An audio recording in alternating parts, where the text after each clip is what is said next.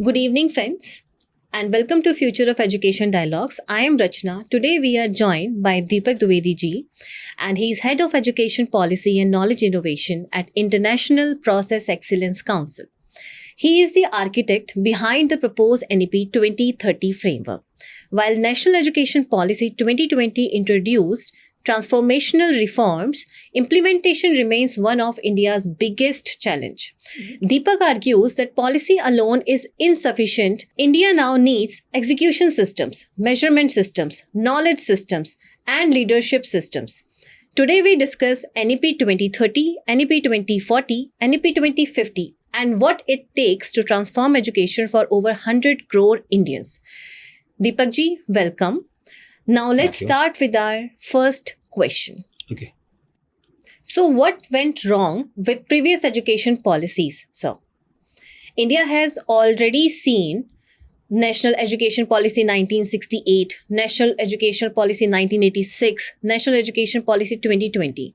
Why do we need another framework so soon? Thanks, Rachana. Excellent question. NEP 2020 was a major milestone. It defined what must change. But policy documents often fail because they do not explain, number one, how to operationalize change, how to measure progress, and how to reduce implementation failures. That is the classic no-do gap. Think of it this way, okay? Policy is equal to strategy. Execution is equal to operations. Measurement is equal to sustainability. So NEP 2030 focuses on execution. NEP 2040 focuses on optimization. And NEP 2050 focuses on global leadership. Okay, sir, let's start with the second question. What exactly is NEP 2030? Can you please explain the core of this question? Yes. So, absolutely. Our equation is very simple. What is NEP 2030? Is equal to, you take NEP 2020, you add process excellence, you add knowledge management, you add RCTs, you add the 4 alpha model, and you add N-star metrics, where N-star metrics stands for optimized human potential. Process excellence includes two things. Lean Six Sigma, so Lean includes 5S and Kaizen. Six Sigma, then you have dashboards, you have knowledge management. Knowledge management includes two things. We talk about standardization of processes. We talk about benchmarking with global standards and using communities of practices. We share the best practices with the peers. We talk about root cause analysis. So this equation was developed because policies fail when operational architecture is missing. Okay. So, sir, actually, why bring Lean Six Sigma into education? Many educators may say this sounds corporate. Why should schools and universities care? Okay, the answer is very simple. In society, as Colonel Raj Kalra once told me when we were traveling in a taxi from Dadar to Worli, is that wherever you look, there are inefficiency everywhere. There are opportunities for implementing 5S and Kaizens everywhere. So there are inefficiency everywhere. Let's talk about an educational institution. Delayed admissions, poor documentation, curriculum bottlenecks, research delays, administrative duplication, student grievances. Now these are process problems. Lean mindset helps to remove waste. Kaizen mindset helps to create continuous improvement. Six Sigma reduces defects. Education deserves operational excellence too. Okay. So, with this, let's move to our next question. Explain 5S for schools and give us practical examples actually. Okay. 5S applies in three spaces. One is your physical space, digital space, and mental space. In physical space, we talk about classrooms, lab, and libraries. A digital space talks about files, LMS systems, research documentation. And then in mental space, right, we talk about focus, discipline, and alignment of our thoughts, word, and action. And what are we trying to reduce? We are trying to reduce the 3 Ds: delays, defects, and deviations. Okay. So, with this, my next question is, what are process excellence cells? This sounds scalable. How? Okay. So, every institution can build process excellence cells. Now, these cells solve inefficiencies, track metrics, it can train teachers, document best practices, build local innovation systems. Okay. So, I have been seeing a few information on NEP like 2020, 2030. But what are NEP 2040 and 2050?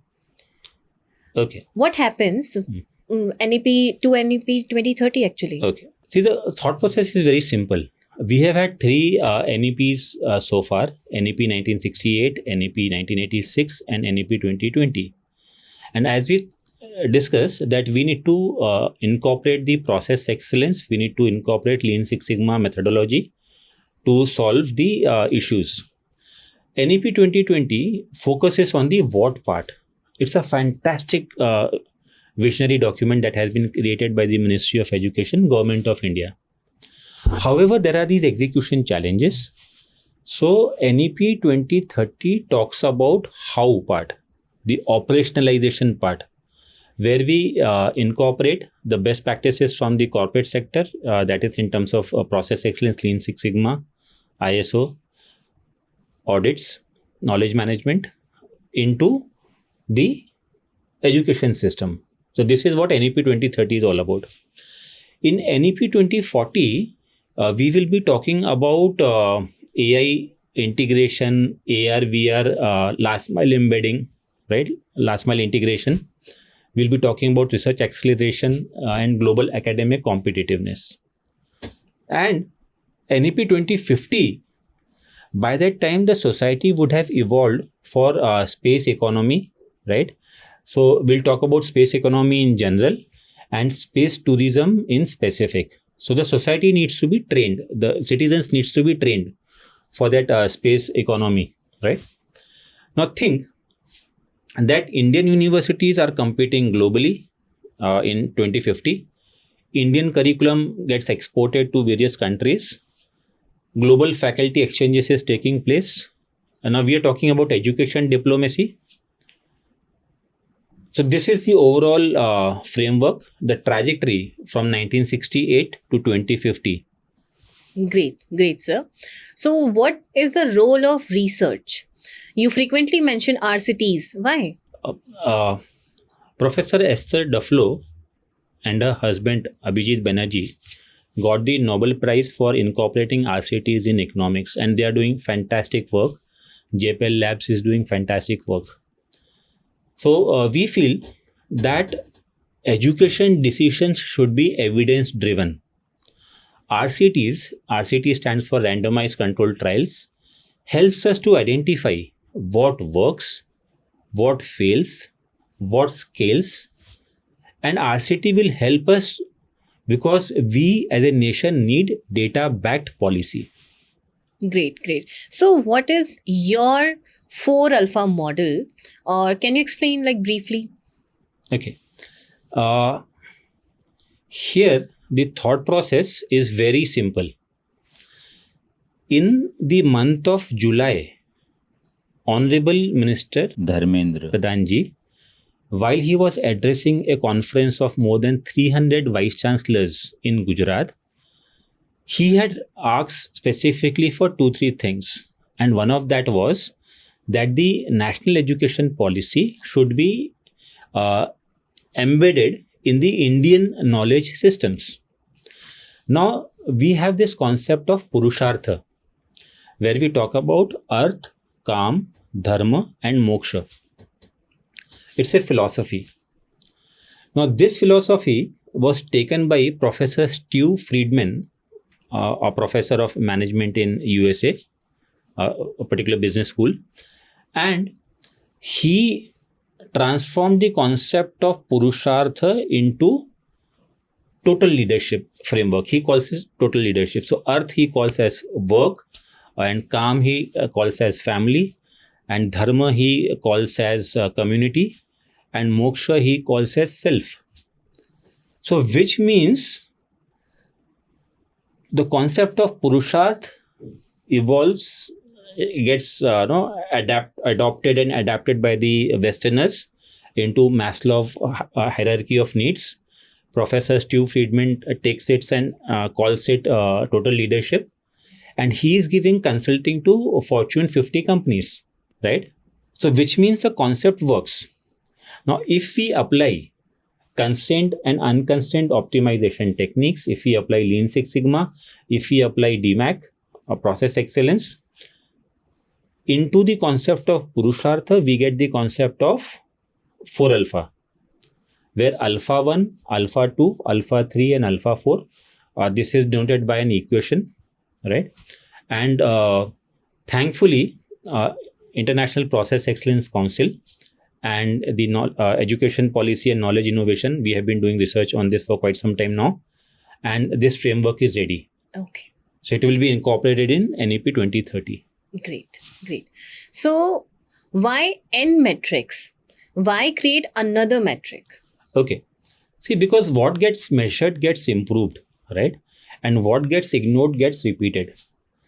Now, N star metric stands for optimized human potential, where you can do audit at the level of self, family, community, state, nation, international systems, and Earth as one system, right?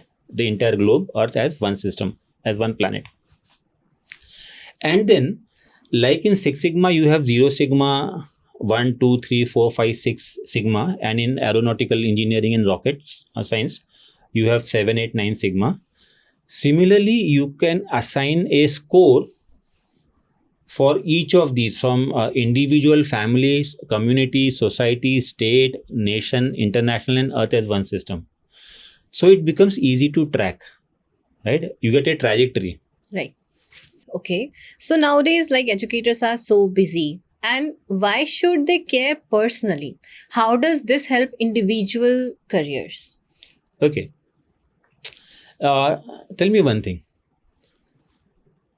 When a person becomes a teacher, right now, as per his current limited vision, he will think maximum of becoming a head of the department or becoming a principal, vice principal, principal. Exactly. And he will retire as a principal. An assistant professor will retire as a professor or a dean, maximum dean he will become, or a vice chancellor he will become, right? And a researcher will get into policy contribution roles in India or abroad. Now, what I feel is, like in the corporate sector, that career map is clear. That map should be clear for our educators as well, right? Why the school teacher, why should he retire as a principal? Why can't he, after principal, right, based on his knowledge, experience, expertise, he becomes a professor, a dean, vice chancellor. Principals can become global education leaders. Researchers can go to work with World Bank and United Nations projects, right? Right. So that's a huge scope for expanding their potential. Great. And this is like the contribution we are talking about, the contribution of teachers, educators, and actually research policy makers. Right. But how do citizens contribute? What can ordinary people do? Okay. Now, in 1892, Swami Vivekananda said that in Kanyakumari, if I get 10 or 12 boys with the faith of Nachiketa, I can turn the thoughts and pursuits of this country in a new channel. So that was a clarion call which Swami Vivekananda gave. Now, what the citizens can do is, when it says turn the thoughts and pursuits of this country in a new channel, and this also aligns with the national call made by Mohan Bhagwat ji in Kaladi in July 2025, where he said that everyone must contribute in their own unique way. So what we are building is 1 million process excellence ambassadors. Now this includes students, teachers, parents, researchers, institutions, and industry. Now, very simple, the thought process is very simple. Every student in India must be trained in Lean Six Sigma, white belt and yellow belt. Every teacher should be trained in white belt, yellow belt and green belt, Lean Six Sigma. Principal should be trained in black belt level. All the block education officers, district education officers, deputy director education should be trained in black belt. Then the professors, vice chancellors, deans, registrars, right? They should be trained in Lean Six Sigma Master Black Belt. Now, we use Lean Six Sigma in the manufacturing sector, we use in the banking, we use in the industry, corporate, right? Finance, IT, to reduce the errors, waste, reduce the errors, defects as we call it. We use DPU and DPMO calculations. We'll discuss that in detail in the masterclass. And the processes become effective and efficient. Why can't we do this, the same thing in the Indian education system? And the people from the media, people from politicians, parents, stakeholders, they should be trained in Lean Six Sigma Champions training. Now, here one part is very important. Students should be trained, or teachers should be trained in 22 regional languages of this country, number one. They should be doing quality circle projects, 5S in Kaizen projects. They should document it in their own regional language other than English, right? That a national database has to be created of these best practices projects. These projects should be signed off by the principal, right? And I can assure you, Honorable Prime Minister Narendra Modi ji has given Viksit Bharat Vision 2047. I can promise you that if we are able to train the entire country in Lean Six Sigma training, and there are projects being done and captured in regional languages and shared among the citizens, it will not take us more than 3 to 5 years. Our SDGs we will be able to meet, and Viksit Bharat Vision that we have for 2047, we can get it is as less as 2032. That is the power of process excellence. That's remarkable. Right. So finally, we can conclude in what's your vision in one sentence? Okay. So in one sentence, okay, if I have to give it in the form of a tagline, I'll just say accelerating evolutionary dynamics. But if you want it in a sentence form, I can say to make India the world's most efficient, innovative, ethical, and scalable education system by 2050. And we should move from policy discussions to measurable transformation. Great. So with this, Deepak ji, thank you so much for joining us.